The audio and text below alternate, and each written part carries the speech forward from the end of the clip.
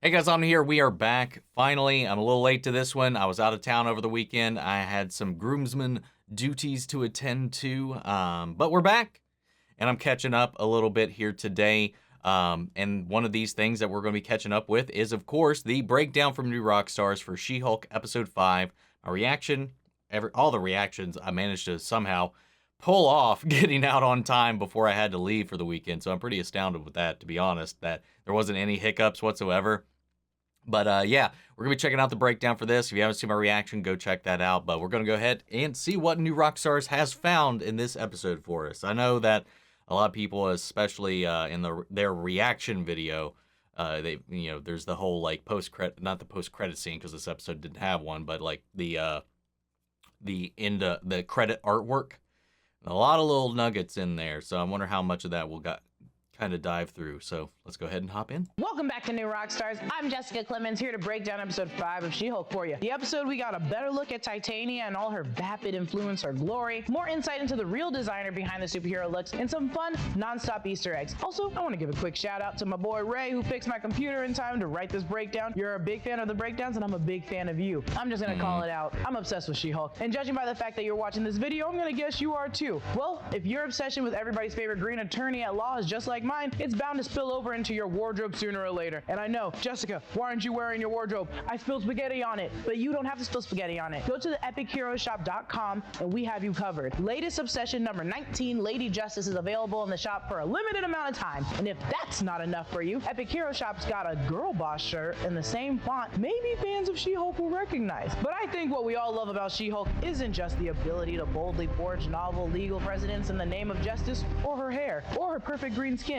It's that, in a lot of ways, she's the personification of justice itself. That's what the Superhuman Law Division tee and sweatshirt are all about. Justice is jacked! And remember, in the first episode of She-Hulk, when we found out that Cap Epic Hero Shop dropped Cap shirt immediately so that fans like us can show our support for getting some into the MCU. These designs would be rad enough if they were on posters, but you get to wear them. And trust me, Epic Hero Shop stuff is comfy as hell. Regular rotation for sure. This is the absolute best way to support the channel. It is some pretty feel-good material, man. Fans in the wild.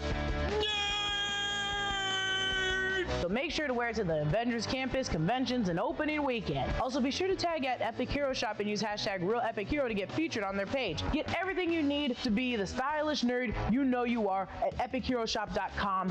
Jeez Louise. We open to a song called Higher, written by Mark Campbell. We get the famous pass-by effect, this time on a pink screen that says She-Hulk by Titania. Titania has a new luxury skincare, beauty, and wellness product line named She-Hulk. We get this strong female-driven campaign montage of Titania wearing this $600 dress. We know she's fashionable. Our girl is currently at New York Fashion Week. I love the PR She-Hulk and Jamila Jamil are doing. This is also just giving a Dove commercial. Literally all beauty commercials ever made. As Jen drives her Prius to West Hollywood, peep the Chateau Marmont Hotel sign, we see the giant billboard for Titania's pop-up at the Grove, which is a giant shopping center in Los Angeles. It's super packed. Celebs have been spotted there, I guess, from time to time. I guess that's the hype. I don't really like it. The promo code Strength is Beauty gets you 15% off. Titania is very petty and very much me. Jen is listening to Pro Say, Law 360's podcast, which is a real weekly podcast on Law 360. Law 360 is the overarching umbrella that covers legal news, giving quick coverage on issues that affect attorneys, business leaders, and regulators. Titania fans are also confirmed called Titaniacs by Titania on the radio. Ched comes barreling through Jen's apartment. Jen, lock your damn door. This is happening so much. I'm sure towards the end of the season we'll get someone clearly not good stroll in. After Ched mansplains trademarking law to Jen, but in reality, who's really the smart one now, She-Hulk? You couldn't even trademark it, but Ched knows. He always knows. We get our title screen. This time it's pink, my favorite color, and with a little feminine glow lens flare that was once the color green, but now is pink. By Titania is in cursive at the bottom instead of its normal attorney at law. The voiceover says, She-Hulk by Titania. Thank you. Sounding exactly like Kim Kardashian, just like me. I'm sure it's the added influencer Valley Girl vibe. Overall, it's looking like a Titania episode, so let's just get really into it. We're at Titania She-Hulk pop-up at the Sunset Arts District. I don't think there's a Sunset's Arts District, but there's an actual arts district in downtown LA. Also, how do I get that Titania cardboard cutout? Please, someone at Marvel at me and give it to me. When Jen noticed the snake venom lip plumper, she says, Snake venom lip plumper. She's literally selling snake oil. which is a saying in reference to all those miracle elixirs or those fraudulent marketing schemes people make. This place is wild. On the wall, we see TVs featuring Titania dressed in her sunburst crown and space like a beautiful space goddess. And I hate to be that person, but I agree with Nikki Jen. These are all different products. Beauty serum for your face for aging. Beauty oils usually soften the skin, keep the moisture in. And beauty tonic is like high in vitamin C, usually good for plumping. I just use a ton of different products like Geology and Fenty. Either way, we get a look at Nikki's desk, which is very Nikki Ramos. Her plaque, cute office supplies, the Titania lip gloss sample she got earlier, along with this cute mini stack of donut keychains and dumpster fire toy created and sold by the head writer Jessica Gal's husband on his that's website, cool. 100% Soft. It also comes with a nightlight one. I've gifted these before, so I'm really happy to see this like little call. I like in my that. life. Pug enters this episode needing Nikki to stand in line with him for those damn fine Iron Man 3s we saw in earlier episodes time and time again. Like every sneakerhead knows, you need one to rock and one to stock, baby. His guy is known as Alonzo, the drip broker. Now, I've been told the term drip broker exists, but I refuse to use it ever again after today. It's just too silly for me. Either way, a fashion broker is someone that acts as an intermediary between a fashion brand and a manufacturer. So in this case, the brand being She-Hulk, the manufacturer being Luke Jacobson. Alonzo could easily be some random dude, but just how fun would it be if it was Zemo? The man loves fashion, and he had an infomercial on Marvel Studios assembled about fashion called Suitcovia, or it could be 100% soft, like they said on Twitter. Cafe Bobe, I might pronounce that wrong, and I'm so sorry. The front for the superhero clothing business. We've got another QR code that takes you to the She-Hulk Marvel comic page, the She-Hulk issue number 10, for free! And in a messed up way, we learn Nikki can speak Chinese, or at least say we're not cops in it. Before we say that this is Jubilee from X-Men reference, it's also the name for restaurant items and some famous cleaning supplies, so settle down, you Jubilee stands. Jessica Gal's looking out for her man, and I love it. I'm very sure this is made by her husband at 100% Soft. Y'all, check them out. They're all super cute. They have a collection of Marvel currently. Good to also note, everything here is slightly off. Avenger undies and cups that say Thur and Hulk. Hulk and Borat beach towel, Captain America shield that resembles the shield from the 60s Avengers, issue number 4, but note, it's not quite the one we're used to. The shirts that say Avengers and Avengers, we see the Avengers mug in the courtroom illustrations too. Let's notice what's off, shall we? Thor's shovel instead of a hammer, which is hilarious because they offer Thor's hammer. Not only does Hulk have a mustache, but the protruding nipples are a nice touch. He's Iron purple. Man's colors are backwards, also the arrow on the chest. Hawkeye's With green has like pants. a hawk foot bow, which I guess he could make, but is not his signature. We've got this very cute Captain America, but he has an eagle on his hat, chest, and shield. The closest we ever got to that was the wings on the side of his helmet, and Black Widow has a red scorpion on her chest. Also, not to mention the arrow in Avengers is pointing the opposite direction it normally does in Avengers. Oh, that's a neat little This is detail. secondhand Wouldn't rate have bootleg even place, and caught I that. love it. Also, the team we never knew we needed is Pug and Nikki. I love them man. so I much. love Though it. I've talked a lot of crap about Mallory, I respect her professionalism. Where she's taking Titania and She-Hulk's case as a professional courtesy, I love this line. Why didn't you trademark your own pseudonym? And I mentioned it in the episode 2 breakdown that Stan Lee had to trademark She-Hulk quick. They created She-Hulk from the success of The Incredible Hulk, the TV series, and with the Bionic Woman being so popular, it seemed like a good idea. Marvel was afraid that CBS would introduce a female version of Hulk, so they decided to publish their own version, so if any show made something similar, Marvel would own the rights. Kind of like Spider-Woman, it's just easier to trademark. But it got me thinking, yeah, what about Hulk, Iron Man, Spider-Man, Hawkeye? Do they have to trademark their names? No, of course not, because they don't have petty people in their lives like Titania. But I'm also sure Iron Man probably did. Also, fun fact, did you know that the word superhero was trademarked by Marvel and DC Comics in the 60s? Allegedly, Marvel and DC Comics lawyers will leave you alone if you use it casually, and as long as it stays off the cover, you can use it in comics. What I'm just trying to say is stay on top of your trademarks. And also, Marvel, please don't come at me for spreading this knowledge. Our judge for today's She-Hulk vs. Titania courtroom showdown is Judge Early, played by Mary Kraft. Titania's lawyer is Robert Wallace, played by Darren Toonder. Also, I hate that if you're going to steal someone's name, Titania, don't make your product pink and green. That makes no sense. We see one clip where Jen refuses the name She-Hulk, and our second clip is from Bob DeCastro's interview in episode 3 of She-Hulk. We're now at Luke Jacobson's, and if you're like MT, you probably already peeped the confused Eugene Padelio. Delio? That's how MT says it, Padelio. Eugene is completely confused walking out, so it must be his first time there. I assume he's picking up the suit for someone else. If that's so, he could potentially be picking up the suit for his father, the OG Leapfrog in the comics, or for someone else. Eugene could steal the costume that was supposed to go somewhere else. The theories are endless here, but we got a good glimpse at MT's boy. We're also introduced to Luke Jacobson, played by the amazing Griffin Matthews. Luke Jacobson is a famous designer from Marvel Comics. He was an award-winning designer and fashion mogul, and he worked alongside Dakota North, appearing in Dakota North's comics in the 80s. And the first thing he does is scream, but not out of fear of She-Hulk, but at her ghastly outfit. Also, just want to note, we've seen Sun designers in the comics like Leo Zielinski, who tailored costumes for the X-Men, Avengers, Doom, and a ton of other folks. Then we've got folks like Spider-Man, who made his own original, then got an updated suit from Tony Stark, Thor's, who was basically Asgardian armor, Melvin Potter, and Daredevil. But this Luke is the real deal, an Edna Mode of the MCU, and I ain't seeing a damn cape yet. No capes. We can see clothes they're currently working on, including this nice striped sort of 16th century armor dress, but it's also giving slightly an Olympian fighter vibe. This looks similar to something someone like Athena or Sif would probably wear, just like a fighter or warrior type. The black leather one could be for someone with either exaggerated bird-like features like Beak, or just spooky undertones like Sister Grimm. When we turn around, we see the black head mask piece with black horns. Could be for someone, it's a wild theory, like Lilith or Magic. Next to it, we see a gold and green shiny fabric, which sort of reminds me of Jean Grey and Loki's, a straw dress, which is insane, and an armored suit with nipples like our favorite Batman. And before you guys come at me, that was a joke. Nipple Batman is not my favorite Batman. We see Mallory with Todd from Jen's last date, the one that was calling her a specimen, played by John Bass. John Bass mentioned at D23, Todd is a billionaire playboy philanthropist douchebag who wants more than anything to feel like Tony Stark. He is used to getting whatever he wants, but he's a total creep who starts popping up everywhere. This reminds me of Kristoff in the 2014 She-Hulk run, who had a ton of money, was very much a bachelor playboy, but wanted asylum in the US from Latveria. He was Dr. Doom's son, and it's a very fun run.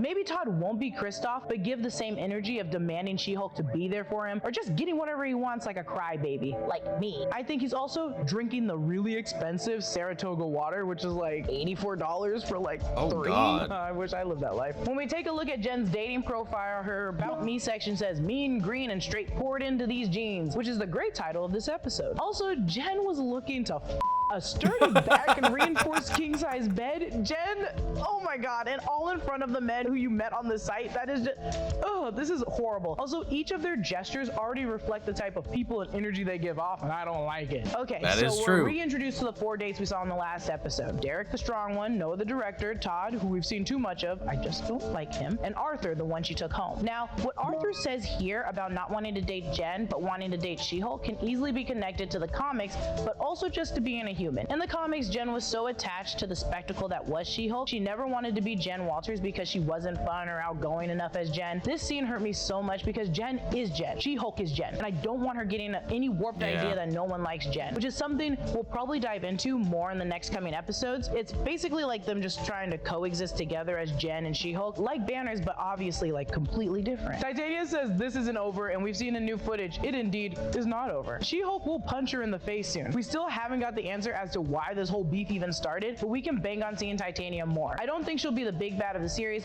but a speed bump along the way. Oh, that's offensive to be referred to as a speed bump. In the comics, like I said earlier, Jen and Mallory don't get along, but I like the idea of even a weird, messy way she can become friends with Jen. Who needs girls versus girls beefing? They're two class A lawyers. Let's not pit them against each other.